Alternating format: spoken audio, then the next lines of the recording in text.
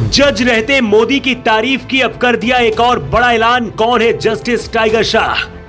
Supreme court का वो दिलेर जज जिसके नाम में है टाइगर, दहाड़ सुनकर विरोधियों को आ गया पसीना। जो काम कोई नहीं कर सकता उसे जस्टिस टाइगर करते हैं। मोदी से कनेक्शन फिर क्यों हो गए बदनाम? जिस जस्टिस टाइगर पर मोदी भी गर्व करते हैं, सुप्रीम कोर्ट में जब उसकी आंखों में आंसू निकले तो पूरा देश भावुक हो गया। हजारों लोगों की जिंदगी का फैसला करने वाले जस्टिस टाइगर खुद अपने आंसू नहीं रोक पा रहे थे, फूट फूट कर रोने लगे। शायद इससे पहले किसी ने इस तरह से किसी जज को रोते नहीं देखा था। जस्टिस टाइगर शाह के बारे में कहा जाता है कि कुछ भी करना, लेकिन इस दिलेर जज के वसूल और इंसाफ पर कभी शक मत करना। जैसे जंगल में एक टाइगर होता है, उसी तरह से भारत की जजों की दुनिया का इन्हें टाइगर कहा जाता है। जो काम करने से बड़े बड़े जज अपने हाथ पीछे खींच लेते, वो फाइलें भी जस्टिस टाइगर के पास भेजी जाती।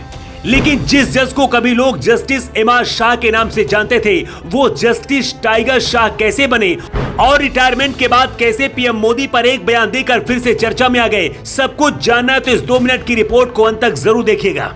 इमार शाह सुप्रीम कोर्ट के चौथे सबसे सीनियर जज थे जो सोमवार को रिटायर हुए। सुप्रीम कोर्ट के ऐसे जजों में शुमार हैं जो सबसे ज्यादा फैसले ले चुके हैं। सिर्फ सुप्रीम कोर्ट में रहते हुए 712 मामलों में अपना फैसला सुना चुके हैं। जस्टिस टाइगर महाराष्ट्र के उद्धव सरकार विवाद और दिल्ली में केजरीवाल बनाम लेफ्टिनेंट गवर्नर का विवाद भी सुलझाया है।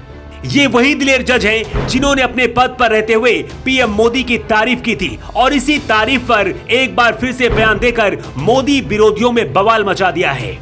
कुछ लोग तो इन्हें मोदी भक्त भी कहते हैं, लेकिन जस्टिस टाइगर कहते हैं कि उन्हें इससे कोई फर्क नहीं पड़ता है। अब चलिए आपको बताते हैं कि आखिर जस्टिस इमार शाह से जस्टिस टाइगर शाह कैसे बने। इन्हें पहले हर कोई इमार शाह के नाम से जानता था, लेकिन सुप्रीम कोर्ट में आने के बाद कुछ ऐसा हुआ जिसके बाद इनकी जिंदगी में एक बड़ा टर्निंग पॉइंट आया। इमार शाह को टाइगर नाम किसी और ने नहीं दिया, बल्कि इस वक्त के chief justice of India DY Chandrachud ही वो हैं जिन्होंने इन्हें टाइगर नाम दिया। इस नाम के पीछे की भी एक कहानी है। जस्टिस टाइगर बताते हैं, करीब 3-4 साल पहले की बात है। मैं रूस में एक सम्मेलन में शामिल होने गया था।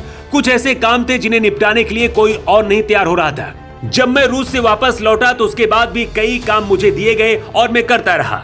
इसके बाद CJI चंद्रचूड़ कहते थे कि कोई भी काम टाइगर को दे दो, टाइगर उसे कर देगा। ये उनका मेरे लिए प्यार था और इस तरह से सुप्रीम कोर्ट में बहुत जल्दी जस्टिस इमार जस्टिस टाइगर के नाम से फेमस हो गए।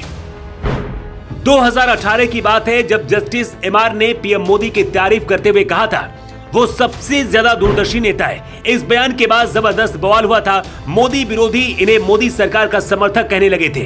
तब जज रहते हुए तो इन्होंने कोई जवाब नहीं दिया था, लेकिन अब सुप्रीम कोर्ट से जस्टिस टाइगर रिटायर हुए तो एक बार फिर से मोदी पर बयान देकर खलबली मचा दी है। जस्टिस टाइगर ने कहा है कि 2018 में जो मैंने बयान दिया था मुझे कोई पछतावा नहीं है और आज भी मैं अपने उसी बयान पर कायम हूँ।